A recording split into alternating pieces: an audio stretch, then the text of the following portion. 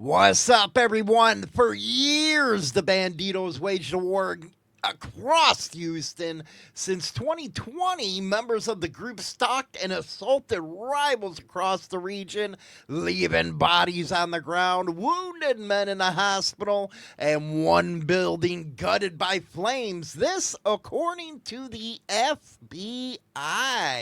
Yes, this is what's coming up now on Insane Throttle Biker News.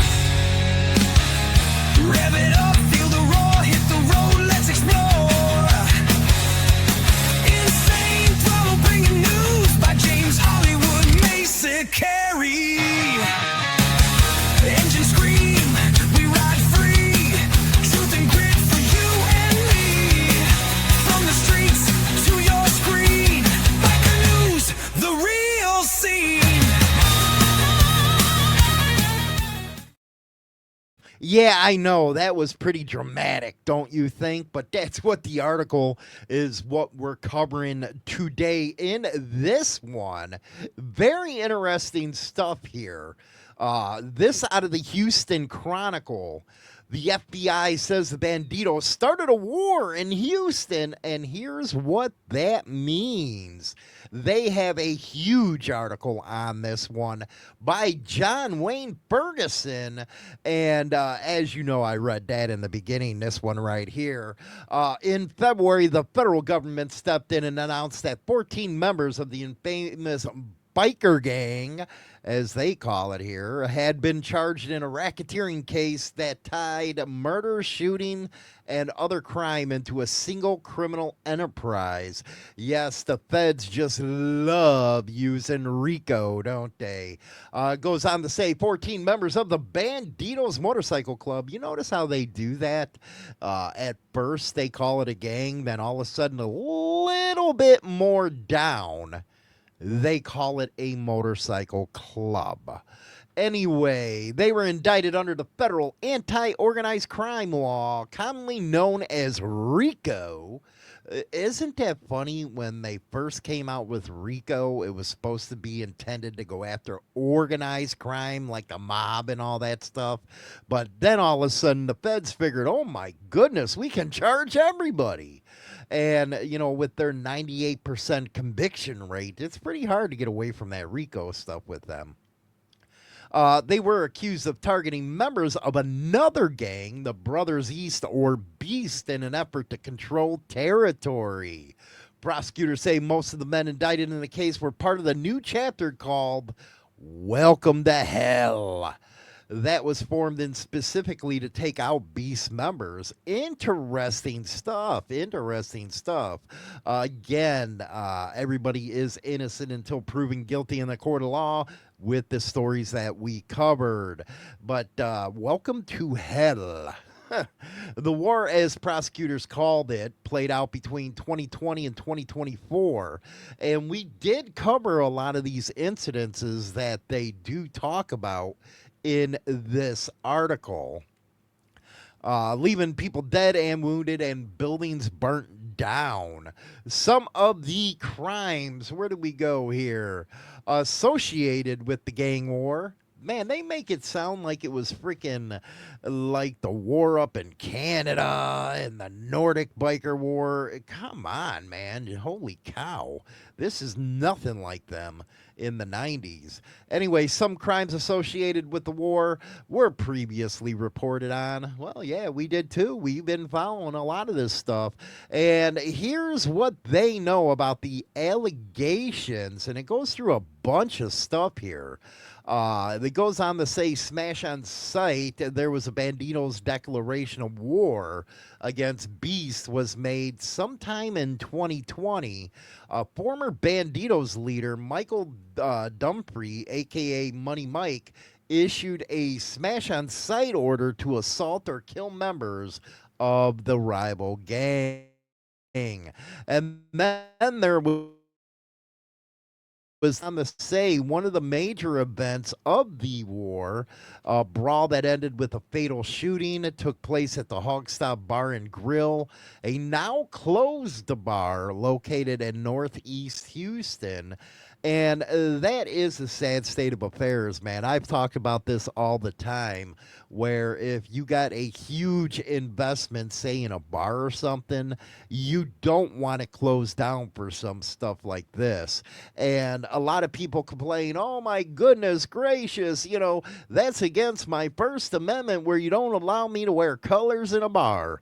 Let me tell you, yeah, not with my investment. Anyway, the shooting happened the night of the Miss Hawg Stop Bikini Pageant. And man, that stinks, man. Here you are looking at boobies and stuff, and people have to get up on it, man. Anyway, the first one indicted Bandidos was Ronnie Meathead McCabe. He confronted Beast members who showed up at the bar, claiming the establishment was Bandito territory.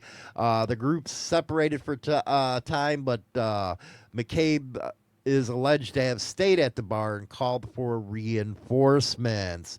If you don't know what that incident was,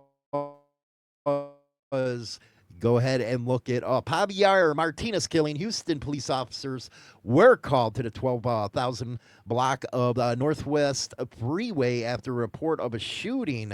Witnesses told police that a man on a motorcycle, later identified as Javier Martinez, had stopped at the intersection, and he was surrounded by 3 other motorcyclists who shot him. Man, that's straight up freaking assassination right there. Anyway, going on. And then it goes on to say, and these are the timeline of the events that the Houston Chronicle says that this war was going on. Welcome to Hell is formed. It was established for the purpose of targeting Beast members. Prosecutors describe it as a violent chapter. Lyons testified the chapter has about 10 members. Pfeiffer is the group's president, and Rickenbacker was named the secretary of treasurer. Other members include Brake Check, Skin Man, Hirnosa, man. But I guess they formed this chapter allegedly to go against the Beast and all that stuff. They got incidences after incidences that I remember covering. The Blue Bio Cafe deal, where a Beast member was killed after being surrounded by a group of bikers. Before the shooting, Beast had held a meeting at the clubhouse in Channelville, and when that meeting concluded, several members decided to go eat at the cafe. Going on, attack of the Graybeards. I guess that they attacked the Graybeards, took their stuff, and it was an affiliate club. Prior to that night, the Graybeards were considered sponsored and friendly to the Bandidos. I guess that they made an under-the-table deal to try to be neutral with the Beast. And I guess the Bandidos learned about it from a former Graybeard member who joined up with them, talking about no brotherhood right there, letting them know everything that happened in the club. Sad state of affairs right there. But I guess the Bandidos, again, allegedly went after them. And then they go, dude, they got this like interactive map that I'm looking at here, and it goes in chronological order about some of these events, but it don't talk about other events outside of Texas or Houston as it's considered.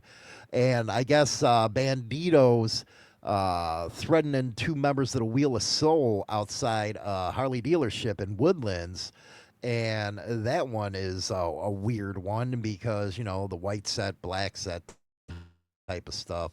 And then the fire at the county line ice house, accused of setting fire to a county bar because the business allegedly hosted a gathering for Beast members. So once you start getting citizens involved and hearing businesses and all that stuff, yeah, the feds are coming at you. The federal indictment started last summer The alleged shooter at Winston Bar was arrested on the 8th of August on charges of racketeering and illegal possession of a firearm. There was also 2 others implicated. Officials talked openly about connections between the Bandidos and other attacks on the Beast members, including the Blue Bayou Cafe shooting. Sad state of affairs. And then the RICO indictment comes down on the 20th of February. 11 Bandidos were arrested. Some of them are called members of the Welcome to Hell in the indictment. And the indictment portrays the chapter as organized crime that sought to assault and at times kill rivals that were operating in Bandidos territory. Wow. This is, you got to look at this article with a lot of this type of stuff. Again, it's from the Houston Chronicle. It is by John Wayne Ferguson. And again, everybody is innocent until proven guilty.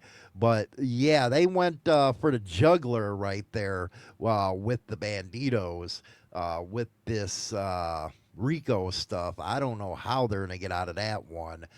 They must have had informants or undercovers and all that stuff, because you can bet, man, when you start bringing these type of indictments, they got something. Anyway, let me know what you guys think in the comment section. Rock on.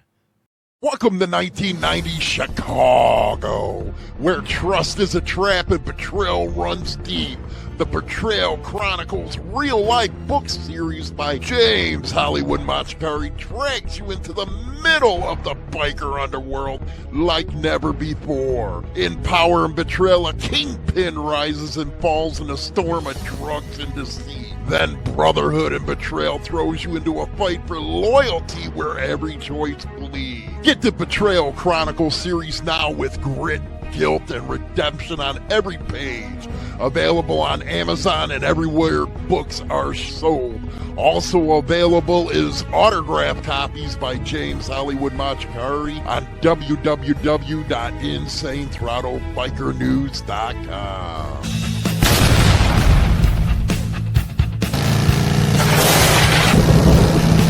Ha ha ha ha ha ha ha ha ha!